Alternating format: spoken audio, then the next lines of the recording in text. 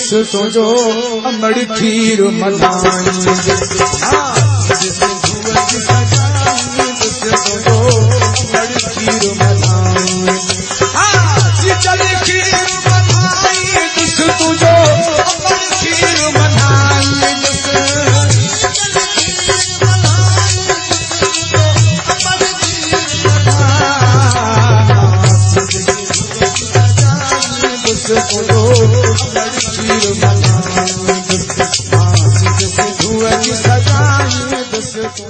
हैदराबाद में टोपी अजरक डे मल्हाई वई। हूँ तो पूरी सिंध में मल्हाई वई या पूरे सिंध जीअं हैदराबाद जे सिंध जे ॿिए नंबर शहर हैदराबाद में मल्हाई वई, जंहिंमें होंडा शोरूम वारनि हिते प्रोग्राम रखियो हैदराबाद जे कासमाबाद वारे सिटीज़न इलाइक़े में। जीअं शोरूम ते हुते अजरकनि सां रंगारंगी हिननि वसूल कया ऐं हिननि जा मैनेजर बि हितां मौजूदु हुया। हिननि वॾो प्रोग्राम रखियो जंहिंमें ॿारनि खे इनवाइट कयो ऐं वॾनि बि इनवाइट कयो आहे। हिननि मोटरसाइकिल जे हिसाब सां हिते प्रोग्राम रखियो। अचो त हुननि जा मोटरसाइकिल वारनि सां हुननि जा मिज़मान सां मगर मौजूदु आहिनि। अचो त हुननि सां ॻाल्हियूं कयूं, हुनजो कहिड़ो चवणु आहे। चवण जो मुताबिक़ इहो आहे त अॼोको ॾींहुं असांजो कल्चर डे आहे। सिंधियुनि जे लाइ ईद जो ॾींहुं हाणे जो मुबारक आहे। ऐं हीअ कल्चर डे सिर्फ़ु कल्चर डे न आहे, हे एकता जो ॾींहुं आहे। सभई खे गिली हिकिड़ा रंग रहिया, ॿारनि जूं रांदूं, हिते ॿारनि माण्हुनि खे टोपी अजरक जो तोहफ़ो। हिकिड़ो टोपी अजरक जी त असांजी सकाफ़त आहे, वॾी सकाफ़त। अजरक खे त कॾहिं बि छॾे नथा सघूं असां सिंधी माण्हू। उन खां पोइ असांजे मुज़मिल ऑटोज़ होंडा शोरूम जे मां हिते ई असां सभु प्रोग्राम ठाहियोसीं ऐं सभिनी ॿारनि जे लाइ असां रांदि कुझु कयोसीं। छोकिरियुनि जे लाइ नंढड़ी ॿारनि जे लाइ चूड़ियूं कयूंसीं, ॿारनि जे कलर फेस कयासीं। उन खां पोइ हिते सभिनी ॿारनि जो म्यूज़िकल प्रोग्राम थियो। माण्हुनि खे असां पंहिंजे मौज़ूद महिमाननि खे असां अजरक टोपी जो तोहफ़ो ॾिनोसीं। चवण जो मक़सदु इहो आहे त सिर्फ़ु इहो टोपी अजरक टोपी चवण जो सिर्फ़ु लफ़्ज़ आहे इहो हिकिड़ो।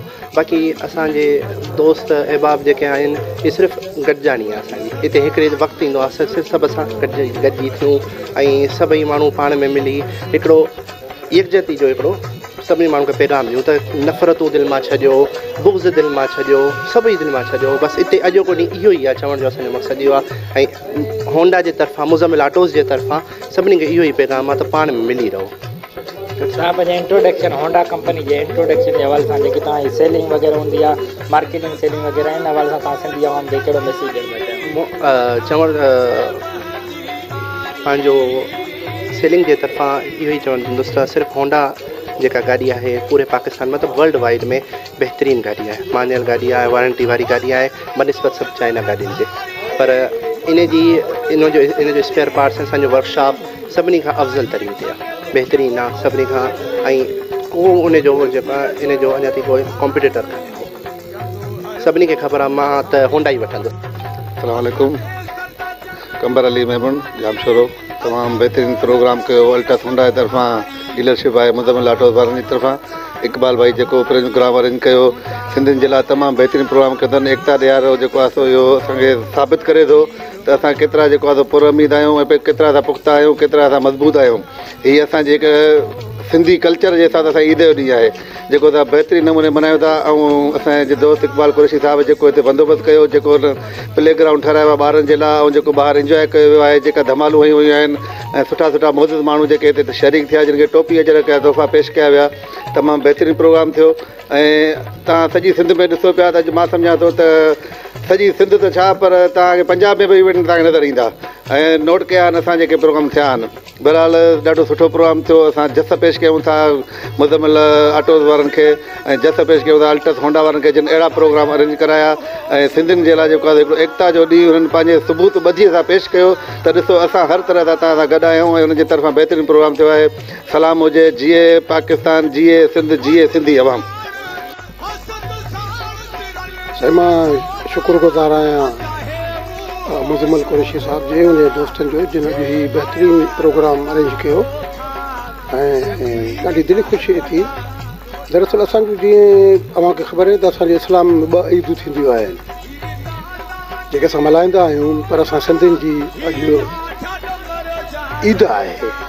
ऐं थ्रू आउट सिंध, न कि सिर्फ़ु सिंध में पर सॼी मुल्क में, सॼी दुनिया में जिते बि सिंधी रहनि था उहे, जेकॾहिं मां ग़लति न आहियां त डिसंबर जो जेको पहिरियों आचर थींदो आहे उन ते ई ॾींहुं मल्हायो वेंदो आहे। अॼु ॾाढी ख़ुशी थी हिन प्रोग्राम अटेंड कंदे जो हिते ॿारनि जे लाइ भले रांदि जो बंदोबस्तु कयो वियो, दोस्तनि यारनि खे अजरक टोपी पाराई वियूं, ॿारनि खे रांदीगा ॾिना विया ऐं अहिड़ा प्रोग्राम ज़रूरु थियणु खपनि छो जिन में सिंधियुनि में हिकिड़ो जज़्बो यकजहती पैदा थिए थी। दरअसल आहे इहे अॼोको ॾींहुं जेको आहे सो जेके असां कल्चरल डे चऊं था, हक़ीक़त में उहो एकता डे आहे। एकता डे माना यकजे जो ॾींहुं असां सिंधियुनि खे खपे त पाण में यकजह थियूं।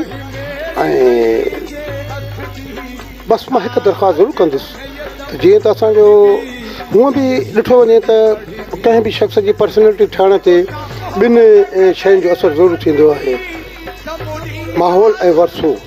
वरसो त उहो आहे जेको असांखे पंहिंजे अबे ॾाॾे खां वठी मिलियो आहे, पर माहौल जो असरु थिए थो त असां जेको कल्चरल डे मल्हायूं था उन में असां अहिड़ियूं ॻाल्हियूं खां परहेज़ कयूं जेके असांजी यंग जनरेशन खे बुरियूं लॻनि। उन जे करे बिल्कुलु अॼोको ॾींहुं जेको मल्हायो वियो अहिड़ा ॾींहं मल्हाया वञनि त जीअं नौजवाननि में असांजे कल्चर जी ख़बर पवे त असांजे सिंधियुनि जो असली कल्चर छा आहे ऐं दुनिया जे ॿियनि माण्हुनि खे जेके सिंधी न आहिनि उनखे बि ख़बर पए त सिंधी बि हिकिड़ी क़ौम आहे। हालांकि असांजी जेकी तारीख़ असांखे ॿुधाए थी त असां तक़रीबन हज़ारे साल क़ब्ल मसीह खां वठी असांजी सिंधी जी जनरेशन आहे। हूअं त जेकॾहिं त ॻाल्हाइबो त कलाक जा कलाक लॻी वेंदा। इहे आर्या आया हिते जेके सिंधू चवंदा हुया, पोइ सिंधू खे वरी सिंध में कन्वर्ट कयो वियो। सो बहरहाल मां हिकु दफ़ो वरी बि इक़बाल कुरैशी उन टीम खे मुबारक पेश कयां थो जिन अॼु हिकु शानदार प्रोग्राम बंदोबस्तु कयो। महिरबानी। कैमरामैन महबूब अली जमाली सां गॾु रिपोर्टर मज़हर अली जमाली, सोच टीवी हैदराबाद। मां सिंध सिंधू अची सजाई दोस्तों जो अमड़ खीर मलाई।